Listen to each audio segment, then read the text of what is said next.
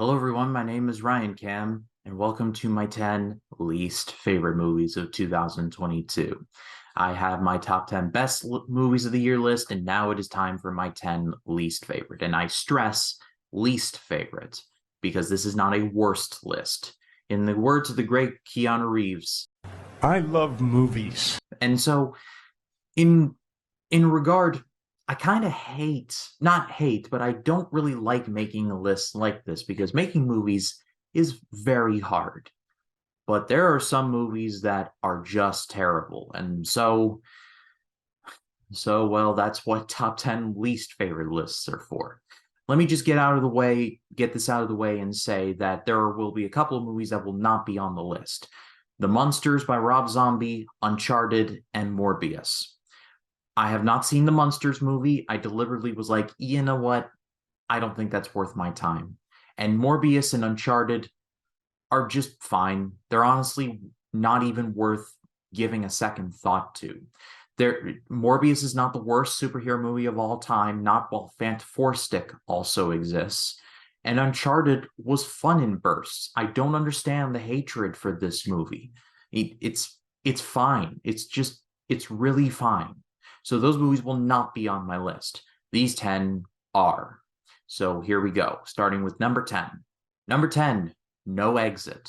This is probably a movie you never even heard of. Well, I watched it on Hulu, and it was actually kind of intriguing.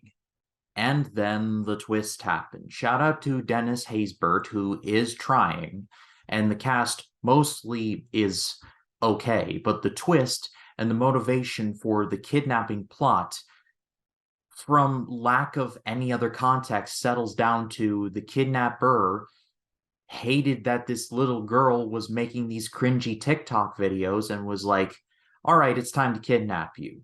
Also, because her family's wealthy. It makes no sense. And then on top of that, the main character, a recovering cocaine addict, uses cocaine to get out of a sticky situation. I just think that that's a very gross thing to do, but that's just me. Not the worst of the year, but this one was a tough sit. Number 9, DC's League of Super Pets. WB, who couldn't get out of their own way this year, released DC's League of Super Pets, and it was so unfunny. I just remember sitting in the theater just thinking to myself, this is just not funny, like not at all. I love The Rock. I love Kevin Hart, but not even they could make this subpar material work. I mean, really, the satire is barely even satire. Like, you have Keanu Reeves as Batman, and you're thinking, oh, they're going to make some Batman jokes. But the Batman jokes basically stem down to Batman has family issues. Linkara doing I Am the Night while wearing a cowl and his fedora is funnier than this movie. And this movie has a way bigger budget than I imagine Louis Lovehog has. Hard pass. Number 8, Halloween Ends. When it comes to the Halloween movies, in the words of John Taffer from Bar Rescue, oh shit, stop this. Stop this. The Halloween movies have long outstayed their welcome, and this Blumhouse trilogy has just not done it for me, and that goes double for Halloween Ends. Not as bad as Halloween Kills, but still not great either. The twist with Corey Cunningham just did not work for me, and as I said in my review, this movie feels like one movie and another movie just had a head-on collision, and it just did not work. Not to mention that Haddonfield is just the worst place on earth. Like, seriously, these people in this town need to get a life. Sincerely, from the bottom of my heart. And as far as the whole Halloween Ends tagline, Well, that's bullshit. Number 7, Amsterdam. In the words of Chris Stuckman, this movie is cinematic NyQuil. I just thought this movie was the most boring of the year, and it didn't have to be this way. Christian Bale breaking his back trying to make this work almost makes it worthwhile, along with John David Washington and Margot Robbie. But Great Caesar's Ghost, there is nothing to this movie, and it thinks it is the ultimate something, with plots of secret societies and people controlling the media. It just did not work. Let me play that Kyle Kalinske clip again. This is the sleepiest shit I've ever seen in my life. I suppose this is what happens when you have people directing movies that have more dollars than cents. Number 6, Moonfall. Once upon a time, Roland Emmerich was really good at making mindless disaster films. I want that Roland Emmerich back, please. And I'm not made of stone. I love Independence Day. Will Smith punches an alien in the face and yells, "Welcome to Earth." That's awesome. This movie, being Moonfall, was not. And just, it's another movie that just tries to feel and sound more important than it actually is, but in reality, it's just not. Thankfully, nobody went to see this from what I have read, and thank God for it, because, again, Patrick Wilson, Halle Berry, John Bradley, they were trying, but they're not miracle workers. Number 5, Fantastic Beasts: The Secrets of Dumbledore. I am pretty sure I gave this movie a forgettable rating, but the more I have thought about it, and the few times I have thought about it, the more I just have not liked this, and just asking myself, why do these fantastic movies get made still outside of, Matt Mikkelsen is awesome. Jude Law is awesome. Eddie Redmayne is great. There is factors in here that could have made this movie work, but it's gotten far away from Fantastic Beasts and is now just the Harry Potter prequel, and it feels so much like mismarketing. Why didn't they just market this as the Harry Potter prequel? I will never understand.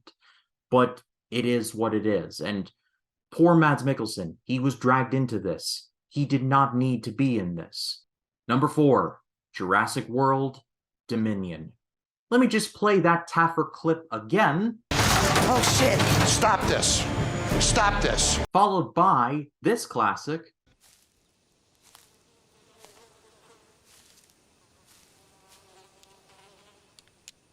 That is one big pile of shit. Because honestly, that is the best I can describe Jurassic World: Dominion. Exactly what Jeff Goldblum just said. This is not as bad as Fallen Kingdom, but it's not as good either. I mean, it's almost on the same level. This movie just was a chore to get through. And I just am so glad that this trilogy is over, because it needed to be over for a minute. And one last time, for perpetuity, hey, Clone Girl. You know, a picture is worth 1,000 words, but none of those words should be, look at that idiot. Number 3, Pinocchio, the Robert Zemeckis version. I believe I said in the title of that review that this movie was more wooden than the boy that it is based off of. And that goes double for this. I've actually seen Guillermo del Toro's Pinocchio, and I was not a big fan of that movie, but that is doing laps around the Zemeckis version, which feels completely lifeless and just soulless. Like Pinocchio has more life. Like the puppet itself has more life than this. And it's so sad, because Robert Zemeckis used to make great movies. The Back to the Future trilogy. I mean, that's just off the top of my head. And just too many others to mention. But here, it's clear that he's just given up. He's given up at this point. Like, Tom Hanks looks like he's phoning it in. The CGI looks really bad. It feels like this movie's just checking off boxes to be like, is this a Pinocchio movie? Is this right? Are we getting it right? Pay us. Watch the Del Toro one. It's not perfect, but it at least tries to get the spirit right and tries to do something different. Number 2, Men. Jesus wept. This movie was almost so bad it's good, but heavy emphasis on the bad. And before anyone goes to calling me like an anti-feminist or anything of the sort, one of my favorite movies of 2020 was Promising Young Woman, and that movie dealt with the same source material that Men did a whole lot better than what Men did. I am fairly confident that Alex Garland is very good at what he does. Dread and Annihilation and Ex Machina, those 3 movies are great.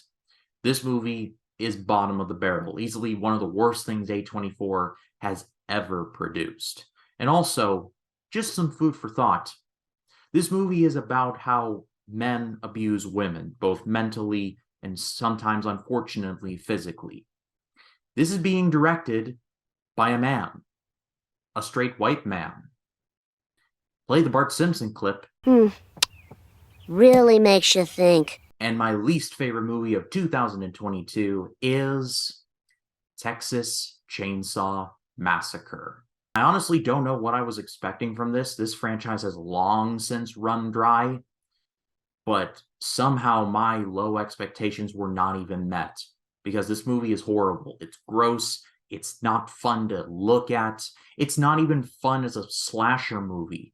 It's just so disgusting. Every character was so intolerable. Like, they're the characters that Bodies was satirizing. They brought back the final girl from the original Texas Chainsaw Massacre, only to get beaten. Why? And the only real redeeming quality of the movie is Elsie Fisher, but her character survived a mass shooting at her high school. You need a shower yet? Because Lord knows I do. Thankfully, it seems like everybody hated this, and rightfully so. Please do not make any more Texas Chainsaw Massacre movies. The franchise just has officially run out of ideas. Stop it. And there it is. There are my least favorite movies of 2022. What was your least favorite movie of 2022?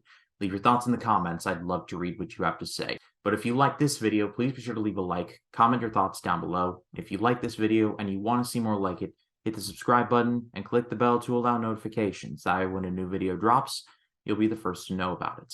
My name is Ryan Cam, and I'll see you in the next one.